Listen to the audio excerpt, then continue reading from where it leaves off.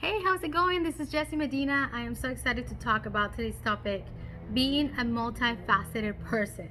Okay, I'm talking about this because this is me, y'all. Like, I am super multifaceted, multi passionate. I love so many things. And the reason why I want to talk about this today is because I believe that this has been one of the biggest reasons why I have accomplished success. And when I say success, maybe it's not by everyone's definition of success, but it's by my definition of success, which means I have created a life that I love. I love to wake up every day. I love what I do. There are a few things that I can't do right now that I love, like travel, because of this crazy everything that's happening in the world right now. But aside from that, and before all that, I was also able to travel. So I was able to create and do things that I love. I was able to make money doing things that I loved, and I was able to make a positive impact and travel, which to me is the way that I view a successful life. Just a life that you love, a life that you're happy with. It's not a life that's perfect, because there's no such thing as perfect, but it's a life that's perfect for me. And even though, again, not everything is like perfect, I am pretty happy in it. And I think a big part of that is being multifaceted. Now, the thing about being multifaceted is that when I was starting out with my career, first of all, and raise your hand if you can relate and comment below, and maybe you are experiencing this right now, is you come to a point in your career, usually in high school when you're about to graduate, or a couple years before, where you're like, what am I gonna do? People start asking you, where are you gonna go to college? What do you wanna do? What career do you wanna have? And you have the people that are 100% clear about what they want to do. Like, they're like, I want to be a doctor, I want to be a lawyer, whatever it may be. I loved so many things, and I initially saw myself, like, my childhood dream is like, I want to be an actress. And then I was like, oh, I really like law. And then I was like, I really like architecture. And then in high school I got really into art, like anything art and design. So I actually, all my electives, 4 years, were like graphic design, filmmaking, drafting, dancing, visual arts like photography, painting. I had APR, AP photography, all like these artistic things. And at that time, people try to put me in a box, right? Like, okay, you're so artistic. I remember my graphic design professor or teacher was like, you should be a graphic designer. And I was like, I don't really see myself as a graphic designer per se. And I even said, maybe I could see myself having like a firm, a design firm, where I get to kind of like lead the creative direction of things and the strategy of things. But I didn't see myself sitting in a computer every single day designing graphics. But that was like, I think, one of the first things that people thought of me as. Another thing that I would get a lot was like, oh, you're going to be a public speaker, which I really have always been really passionate about, or you're going to be a writer. So you have all these things that people notice in you that you love, that you're good at, or that come naturally to you. And then they kind of set these expectations for you. And sometimes what happens is that if one sounds good or more attainable, or like it fits the mold better, then you think, okay, then I guess I'm gonna do this, right? So for me, at one point it was like, okay, I don't see myself being a graphic designer 24/7, like as a career, but maybe that's what I'm gonna end up doing, because I'm good at it. Well, I graduated high school and I went off to college, and I remember I had a friend that it was a new friend in college, and she asked me to help her with her business homework, and I was like, okay. And that came really naturally to me.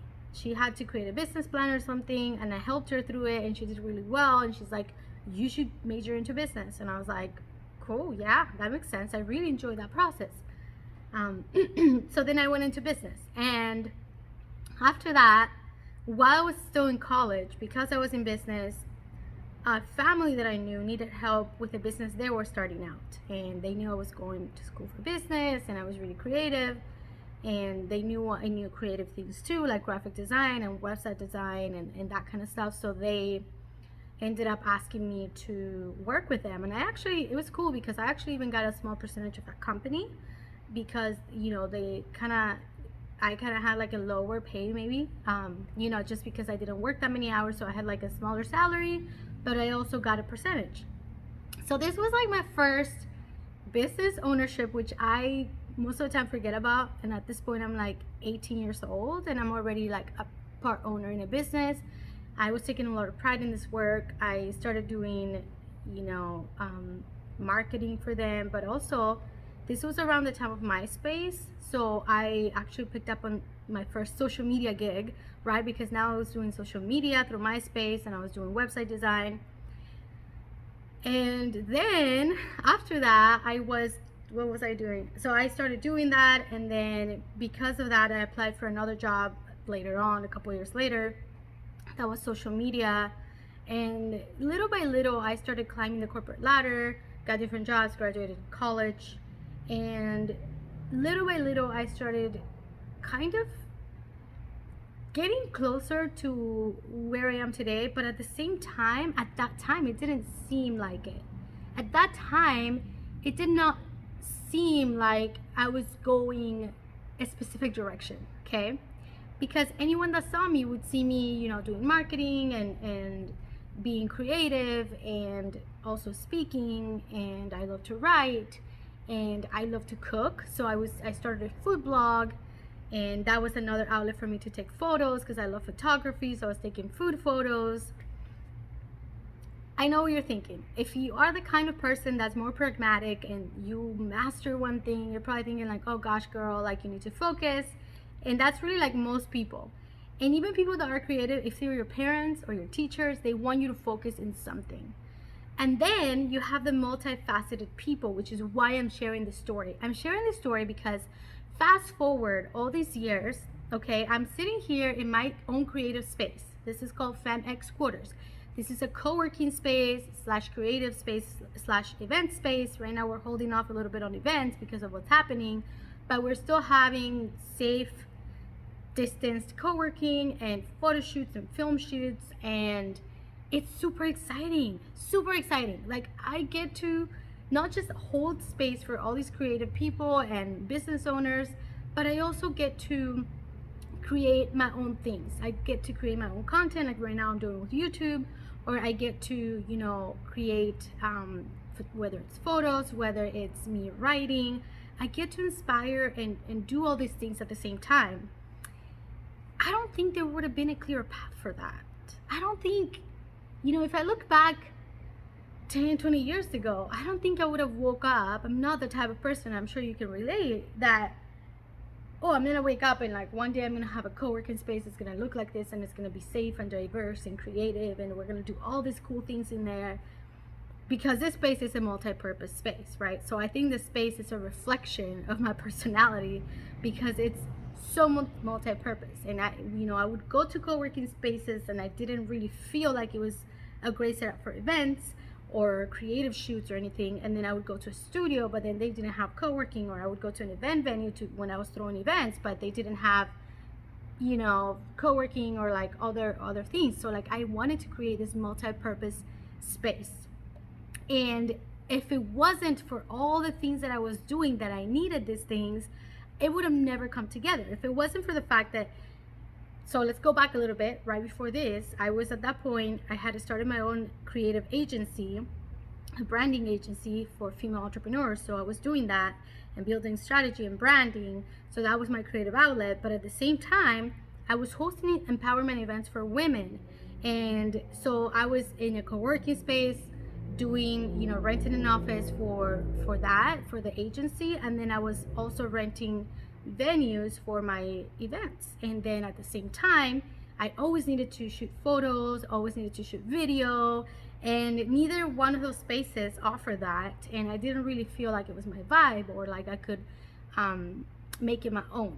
Okay, so all these things led to me saying, I wish there was a space with this and that.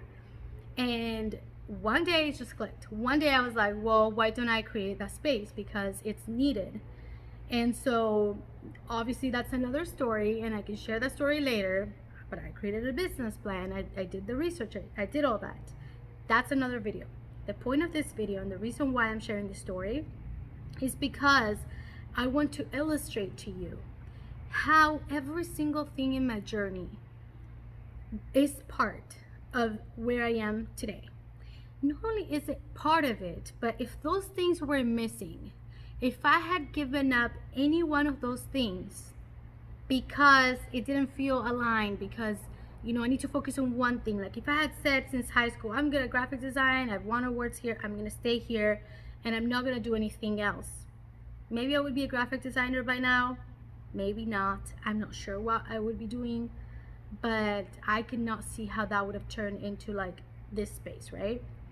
And so when I think of every single thing that I nurtured, like when I was doing my food blog and I was nurturing my photography skills, even though I don't consider myself a photographer, I don't think I'm the best photographer out there. I would not try to sell my services as a photographer.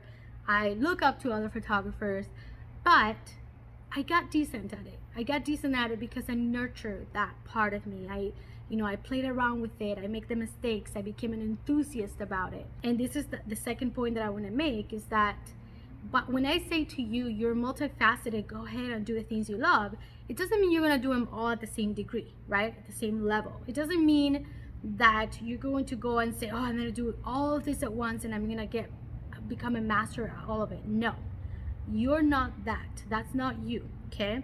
You don't just master, you cannot master something when you're doing like 50 things. You cannot master 50 things at the same time, okay? I want to make that clear because you could master different things at different times. Like now I know how to graphic design, but I didn't learn that now. I learned that years ago when I was kind of focusing on that, okay? And then I nurture my photography skills with my blog, and then I nurture my social media skills in my career, my corporate career, and I nurtured my creativity and listening to my creativity throughout my entire career, just listening and going with the flow and expressing my ideas. And so you don't have to do it all at once, but what I do say is that you do have to do these things at one point or another. And the reason why you need to nurture these things is because if you are multifaceted and if you have all these passions and these skills or these natural talents or these callings or ambitions or things you want to do, and you don't do those things, if you try to limit yourself to one thing or settle for one thing because you keep hearing people say just focus on one thing, don't get distracted, you're all over the place, you're actually going to feel burnt out, you're going to feel discouraged, and you're not going to be aligned with yourself. And the problem with not being aligned with yourself is that we cannot possibly be walking in our purpose, which brings us fulfillment, if we're not doing things that are authentically aligned with who we are. There are people that feel aligned by focusing on something. We can see these people, that artists or musician or scientists, that they were obsessed with one thing and that was their thing, and they spent all their days and nights doing that thing and they got super good, and that was aligned for them. And I'm not speaking about that, and that's great too, so I'm not criticizing that. What I'm saying is, if you are multifaceted, that life is not going to be appealing to you. That life is not going to be fulfilling to you. But most importantly, that life is not going to get you to where you think it's going to get you, and to where it led the people that master one thing, because for them that's fulfilling, and therefore they'll be great at it and they'll thrive in that. But people like us, multifaceted people, we don't thrive in that because we become bored. And what happens when you become bored is that you just want to quit, right? So if you're a multifaceted person, you don't dive into something so deep and you do this for 10, 20 years, the same thing, and you master that. That's not going to happen. Sooner or later you're going to quit because that's not your thing and it's not going to be fulfilling. When you are a multifaceted person, you need to explore. You need to play around, and that even includes making the mistakes, right? That means that, hey, I started that food blog, and again, it's not a mistake, but people could say that, right? Like, I started that food blog and nothing came out of that, and eventually I kind of like stopped doing it. And to be fair, it was relatively successful for the fact that I only did it for a short amount of time and I didn't necessarily pursue that fully. It actually, people did like it. People that follow the blog or whatever, they did love it. And I think that even though maybe you don't see myself now as like a famous food blogger or like someone in the Food Network, that was never the intention with that blog. The intention was for me to share recipes because I love cooking and I love sharing recipes, and my recipes are unique because, you know, I'm Argentinian and I have Turkish in me, and I have, you know, the American, you know, I grew up in America. Like I have all these different things that I thought, hey, I have a cool twist to all the recipes that I make. And that's what it was. Okay, so when I say you can pursue everything, it doesn't mean at the same level, right? Like I pursued that as a hobby, but it was crucial and it did help me with photography skills. It helped me with my personal social media and branding because that was a big part of it in the beginning. The same with traveling helped me get really inspired and see different beauty in different cultures and in different landscapes and different weather and whatnot. And that was a hobby, and that's okay. And then when I look at my career with design and strategy and branding and marketing, you know, maybe that I spend more hours in because that paid the bills and that was my career and that's what I did, and I did enjoy it. And then I have my business degree, right, where I also of course put a lot of time and effort, but I never let any of these things define or limit what I'm gonna do. Like I never said, well, I went to business school, so I'm gonna stop right here. I'm not gonna pursue this food blog. I'm not going to do the social media thing. I'm not going to do videos because I have a degree in business. No, that was not a limiting factor. When you're multifaceted, that's an add-on. When you're multifaceted, that blog was an add-on. When you are multifaceted, that creative project, that journaling, that spoken poetry class you took, it's add-ons, okay? And really, what you are is you are a creator. You are a person that gathers from all these different sources of things that fill you up, that light you up, and then you eventually, because trust me, you will, eventually are able to create something that is very unique. And that's the next point. You're going to create something that is very unique because nobody else can possibly have all the exact combinations, not only know the exact challenges and stories and all that, but the exact combination of the skills and experience that you gather along because you entertain all these different projects. Like for example, let's say that something I didn't do was pottery. Let's say that I had added pottery at some point in my life, if I liked it, if I cared for it. I had added my pottery skills at some point in my life. I had nurtured that. Maybe you would see pottery that I make hanging around my space, right? That's just not part of it because that's just not something that I nurture ever, right? But you see a lot of the influence of the things that I created here that are mindful of business owners, but also of creators. You know, spaces where you can do videos, spaces where you can take photos, spaces that are Instagram worthy. And all these thoughts that I put into different things came about because and as a result of all the little different seeds that I planted and then I nurtured. And again, some of them were trees that took a long time and I did spend more time and effort in and all that. And then some of them are just little plants. They're little cherries on top. They're little extra touches that I can design a beautiful space without having to go pay a designer and it saved you money. That doesn't mean I'm gonna be interior designing every day. But that helped a part of my process and that shaped a part of my process because I allowed that to be part of my life. So if you are wondering what you should do with your life, and I'm sure some of you are tempted to ask me, so what should I do then, Jess? What should I do with my life? I don't have the answer to that. I have the answer that can help lead you there, but ultimately, you won't even know what it is because I didn't even know what it is. And in fact, I'm not even done with my journey. I know there are so many other things that I was interested in along my life, like when I was a child and I was taking all the acting lessons and I really loved that.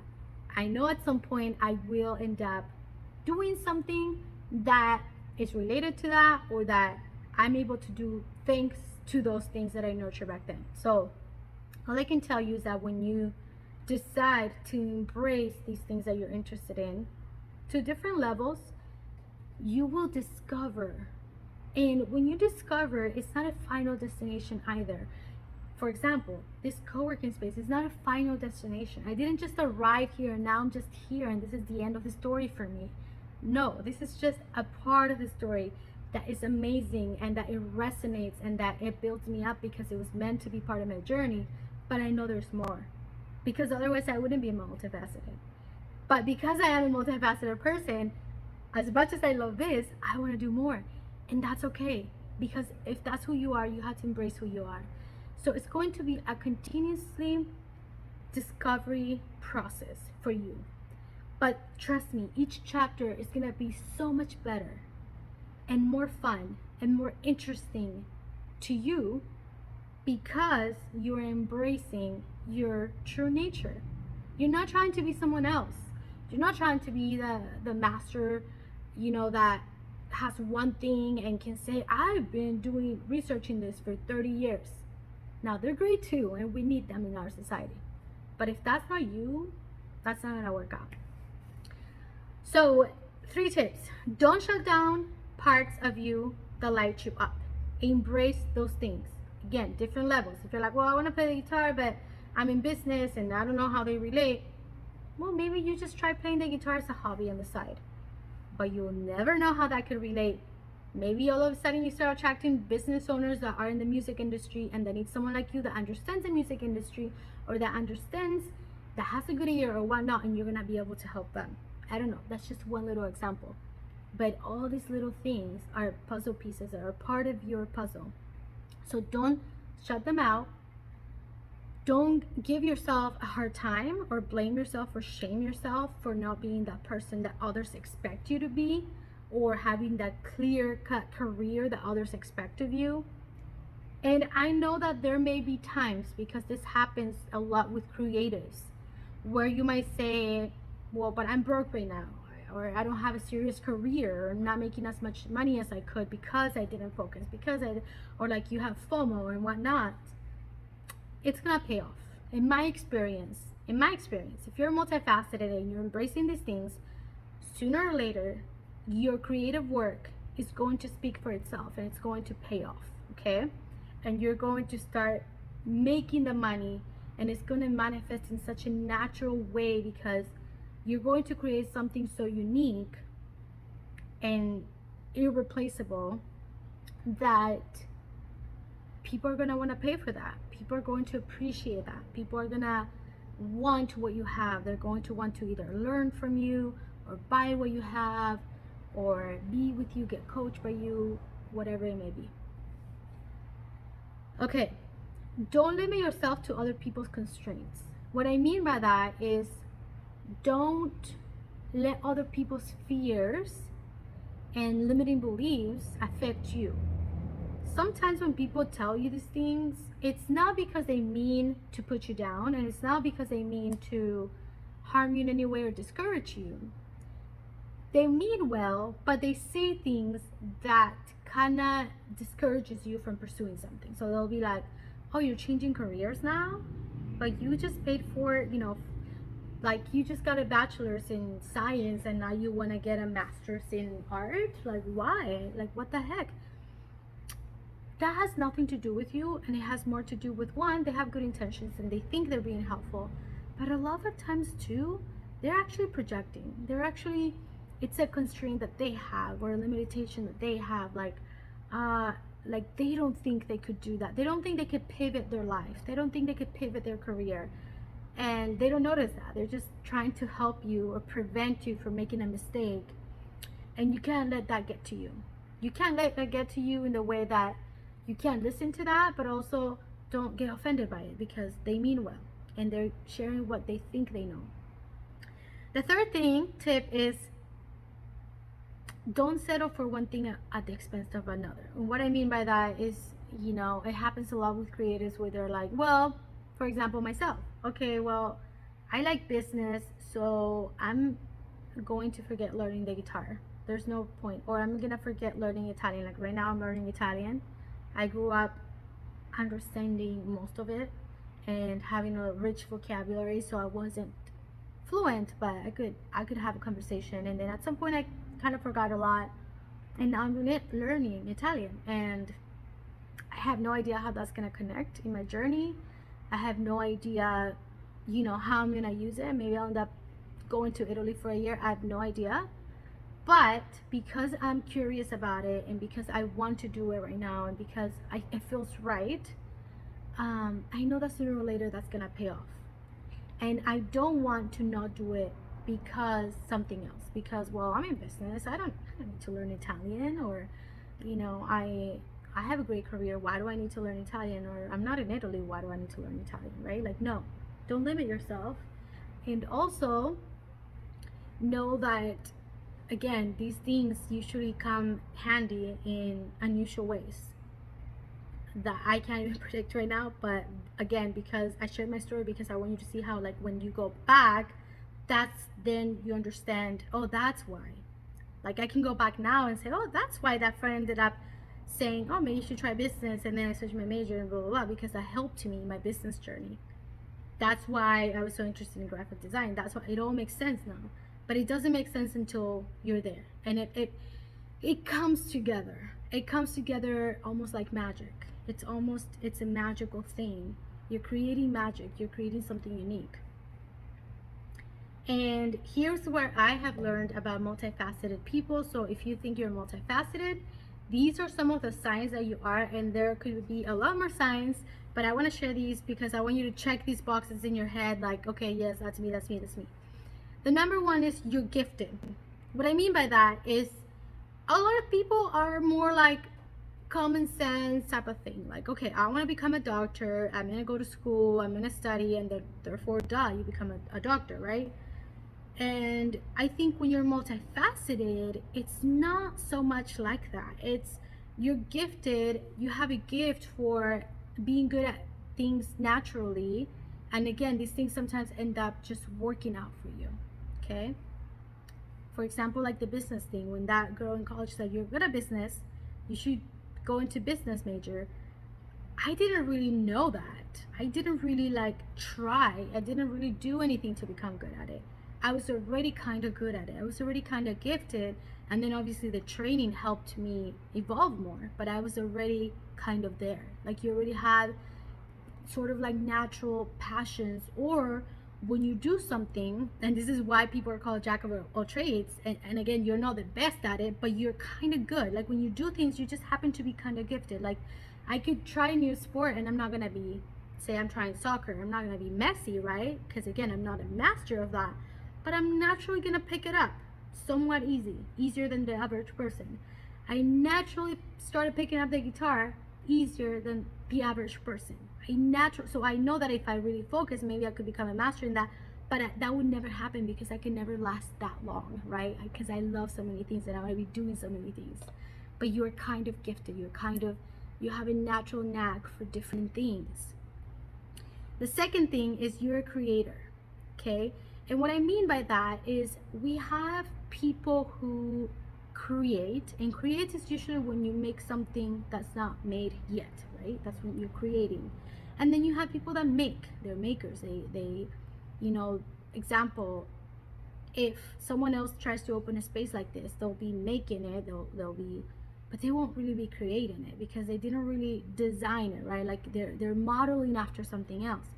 Same with a doctor example, they're not really creating something new. They're just going to school, they're learning about that, they're becoming really good. They're not necessarily creating something. Having said that, I'm not saying, when I say a doctor, I'm not saying that doctors can't be creative. Like, you can still be a doctor and be a creator and be multifaceted. For example, you have the doctors that start solving problems, they start finding cures to things. They're multi-passionate because even within their field, they're like, well, I want to do research, but I also want to interview people, and I want to write a book, and I want to travel, and all these things where, like, they're also starting to create in their field, right? So when I use the doctor example, that doesn't mean that doctors can be those type of people, or that you have to be an obviously creative job to be that type of person. You can be a lawyer and be creative, and I'm seeing it so much with the digital age, where you have lawyers that also have membership plans, which is really a business, which also they give courses and whatnot, and they're speaking, so again, you can be in any field and be multifaceted. And in fact, that goes to show that you are multifaceted if you can grab your field, and instead of going the typical route, you're kind of bringing in different elements and passions that you have and putting them together. The third thing is you combine the things you love to create unique magic. And I kind of touched on this. So if you find yourself saying like, oh wow, like I love poetry and I started these YouTube videos and it just clicked, and look, all of a sudden I have all these followers and subscribers and blah blah blah, and like people just loved it. It's like you combine two things or more things to make magic.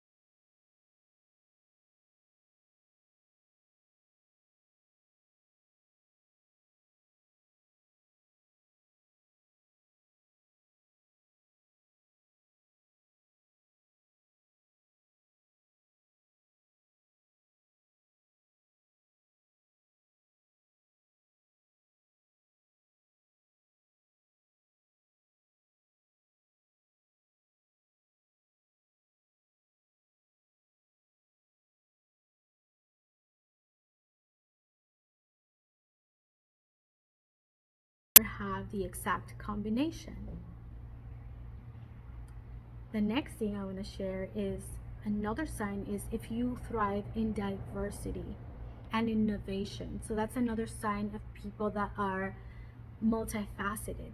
They actually thrive in creating new things. They actually thrive in having a diverse life. They thrive when you don't have a routine that's always the same every single day, like 9 to 5, doing the exact same thing. Even if you do have a 9 to 5 job, but you want to be able to create different things.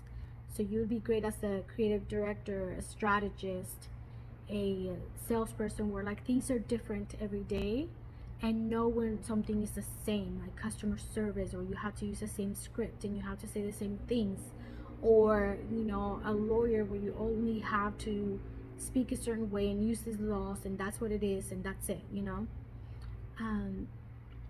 Like I said before, you're a jack of all trades. That's another big sign. Or like a lifelong learner. If you consider yourself a lifelong learner, like, oh, I just love to learn things. Like, you know, 3 years ago I learned how to play the guitar, but now I'm really passionate about learning how to write poetry. You know, you're just always wanting to learn things. Right now I'm really into history, just reading about history. So this is another sign that you're multifaceted. You seek excitement and novelty in your career and personal life. Again, you don't want to be bored. You're always seeking something exciting to do, something different to do. And even when you are doing the things that you love, like myself, I still want to travel. I still want to, like, I still need new things all the time.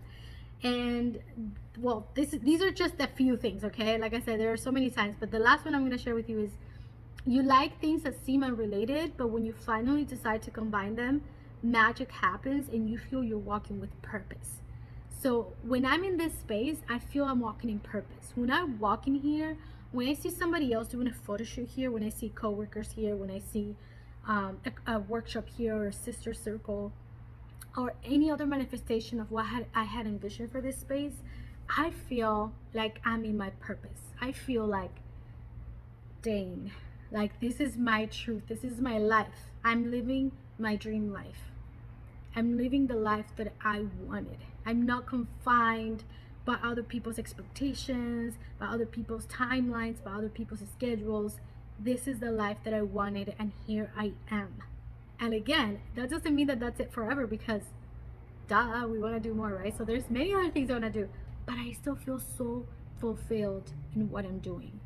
And that's a great sign that you are doing what you're supposed to do. So if you're wondering, okay, Jess, that's all great and I get it, and yes, that's me, I'm multifaceted, but how do I know if I'm doing it or not? How do I know if I'm in the right path or not? You will feel right. It will be exciting for you. It will engage your mind. It will engage your passions. It will motivate you. It will make you feel like curious, right? When you're doing the things that you love, you feel curious about them. When you're doing things that you don't love, when you're doing things that you don't want to do or that don't belong in your journey as a multifaceted person, you will feel drained by it. You will feel discouraged or motivated to do it, to pursue that. So make sure that you're being intuitive and feeling the things that satisfy you. Now, let me say one disclaimer here, because I don't want you to feel like, well, I don't have the luxury to go and start doing all my hobbies and all the things I love because I have to pay the bills and I have a job or I have kids or blah, blah, blah. It's not realistic for me. Again, I wasn't here at all times, okay? I wasn't here where my job was also my love and my passions and everything together. I was at the corporate job while doing my blog and taking photos, food photos, and I was working a 9 to 5 while I was exploring social media and using it as an outlet and growing as a personal brand. Okay, so don't feel like you have to be here right now. Okay, like I said before, it's a process. So whatever state you're in your life, whether you have a 9 to 5 job, whether you work for somebody else, or you're at home, you're a stay-at-home mom, whatever it is, what I'm trying to tell you is you can still pursue some of the things that you love within the means that you have right now. So if you do have a 9 to 5 and you say, well, for now I'm going to pursue my hobby, it's going to be a hobby and I'm going to do it on the side, that's great. Do it on the side until you can call that maybe a career or it morphs into something else. But make sure that you're not giving up on it. Make sure that you're not quitting on yourself. Make sure you're not quitting on your passions. That's what I'm talking about. It's never going to be perfect. Even in this state that I'm in and I love my life, there's many other things that I want to do. Okay? So there is, again, no destination. It's not about a destination. It's about the journey, especially for multifaceted people. We're never going to be at the point where it's like, I've arrived, right? Like, people that say I want to be a lawyer, they get their degree, and if that's really what they wanted to do, they'll be like, okay, I'm a lawyer. We don't work that way. We are not linear. We are very like up and down, like a roller coaster. Okay, I could really be passionate about guitar right now for like a year or two, and that might impact my trajectory later, but it might still not be something that sticks around forever. And some things will. Some things like my creative outlets and me loving to create, that's gonna stick around forever. There is things that I'm not doing anymore, right? That I love doing them at the time, and they've helped my journey and they've helped me be where I am, but I'm not doing 24/7, and that's okay. So again, if this sounded like you, comment below. I encourage you to do the things that fill you up, to do the things that you're passionate about, because the truth is that life is short. And the truth is that we're never gonna get to please anyone, no matter how much we try. And the truth is that nobody else can give you back the years in your life or even the time in your life. So even if you're like, well, I'm just not gonna do this for 3 months and that's it, like nobody's gonna give you back that time. If you go into a degree only because somebody else is forcing you and that's the way you want to do, nobody can give you back those 4 years to get that degree. Nobody. You are the captain of your ship. and you are the one that has to lead it the direction that you want it to go. And to do that, you have to listen to yourself, and you have to look within and see what you really want to do. And when you don't know what that is, again, and you're a multifaceted person, it's about how you feel, how something energizes you, and it gives you idea and it sparks creativity in you. These are the things that you gotta pursue. And again, if in the meantime you still have to have that job, you still have to, be at home, whatever it may be, that's okay. But don't absolutely 100% give up on the things that you love, okay? That is what I wanted to share with you today. If you liked it, make sure you subscribe so you can stay up to date with new videos. Make sure that you comment, share, etc. Help me out here. I am spending quite a bit of time in this project with YouTube. I'm starting out from scratch, and also it does take time, so I would appreciate any support, and thank you for being part of this. Besos.